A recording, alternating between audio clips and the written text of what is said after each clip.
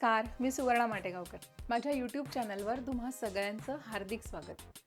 आपलं जे मराठी ताट वाढलेलं असतं त्याच्यामध्ये अनेक प्रकारचे पदार्थ असतात. म्हणजे चटण्या, कोशिंबिरी, वेगवेगळ्या प्रकारच्या भाज्या, रस्से, वरण, भात, भाताचे प्रकार, तळणीचे काही पदार्थ. तर त्याच्यातला सगळ्यात महत्त्वाचा घटक मला असं वाटतं की तो कोशिंबीर हा आहे. तर आज मराठी घरांमध्ये रेग्युलरली केली जाणारी काकडीची कोशिंबीर म्हणजे खमंग काकडी, ही रेसिपी मी तुमच्याशी शेअर करणार आहे. ती अतिशय साधी आणि नेहमीच्या पद्धतीनेच केली जाणार आहे. फक्त माझ्या पद्धतीने मी कशी करते ते मी तुम्हाला दाखवणार आहे. तर चला आता आपण आधी त्याचं साहित्य बघूया. खमंग काकडी करण्यासाठी आपण एक फोडणी करून घेणार आहोत. त्याचं साहित्य आणि ती फोडणी मी तुम्हाला दाखवते. छोट्या कढईखाली मी गॅस लावला आहे. हे साजूक तूप आहे, हळद आहे, थोडंसं तिखट, जिरं आहे आणि हिंग आहे. एवढंच आपल्याला या फोडणीत वापरायचं. आता आपण आधी साजूक तूप या कढईत घालून घेऊया.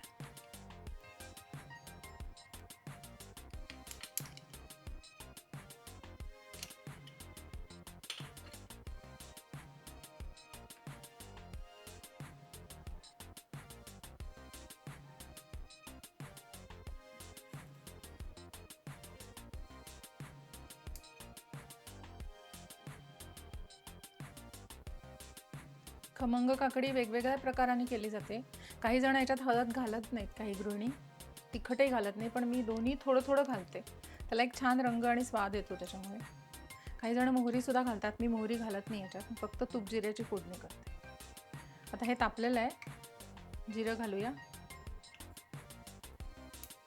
आता मी गॅस बंद केला ऑलरेडी, कारण तूप खूप पटकन गरम होतं.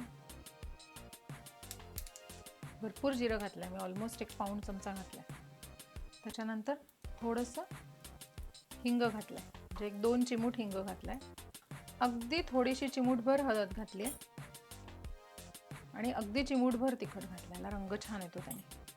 आता आपण मेन साहित्य जे आहे खमंग काकडीचं ते या फोडणी सकट बघूया. आपण ही फोडणी आत्ता बघितली. आता ही मेन जी काकडी आहे ही पहिले बघायची की ही कडवट नाही आहे ना, त्याची चव घेऊन बघायची.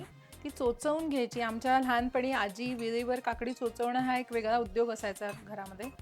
पण ही मी एक छान हे आहे माझ्याकडे इन्स्ट्रुमेंट आहे, त्याच्यातनं मी ही बारीक काढून घेतलेली आहे. ही अशी बारीक काढून घ्यायची. यातलं पाणी पूर्ण पिळून काढून घेतलेलं आहे. आता हे आपल्याला मिक्सिंग करायचं आहे. आपण फोडणी ऑलरेडी करून घेतले.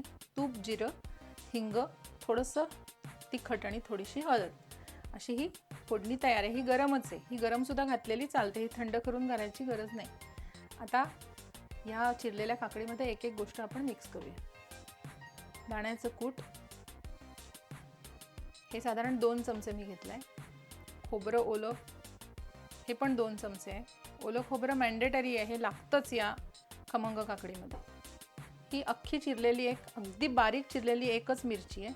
हे मी फोडणीत घातली नाही कारण ती करपते, मग त्याची चव निघून जाते, म्हणून मी ही डायरेक्ट कोशिंबिरीत घालते. साखर लागणार आहे, ही 1 चमचा घेतली आहे पूर्ण. लिंबाचा रस अर्धा चमचा. या सगळ्याला लागेल एवढं मीठ आणि ही आतमध्येही कोथिंबीर घालायची.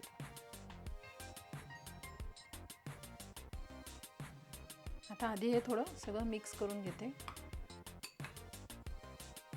नैवेद्याचं पान असेल तरी खमंग काकडी खूप छान लागते, किंवा आपलं महाराष्ट्रीयन जेवणाच्या ताटामध्ये काकडीची कोशिंबीर आणि त्यातली ही खमंग काकडी असलीच पाहिजे. आणि त्या जेवणाची लज्जत खूप पटीने वाढते. हा एक सॅलडचा प्रकार आपण म्हणूया आत्ताच्या पद्धतीप्रमाणे, पण तेव्हाच्या जेवणात ही चटण्या कोशिंबिरी असल्यामुळे जेवणाची लज्जतही वाढायची आणि हेल्थची काळजी आपोआपच घेतल्या जायची, फायबर असल्यामुळे याच्यात. आता ही छान मिक्स झाली.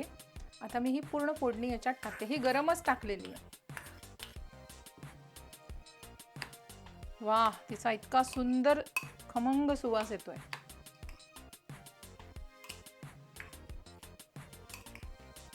छान मिक्स करून घ्यायची. फक्त एक लक्षात ठेवायचं, अगदी जेवणाची वेळ झाली, तुम्हाला दिसत असेल याच्यामध्ये अजिबात पाणी नाही आहे. जनरली काकडीला पाणी सुटतं, ते मी काकडी पूर्ण चिरल्यावर ते पाणी काढून घेतलं होतं थोडं त्याला मीठ लावून. ते आता नाही आहे. आणि ही फोडणी आपण अगदी वेळेवर घातली. त्याच्यामुळे सुद्धा ते पाणी अजून सुटलेलं नाही. हे बघा, आपली खमंग काकडी तयार आहे. तर अशी ही आपली खमंग काकडी तयार आहे. मी टेस्ट करून बघते.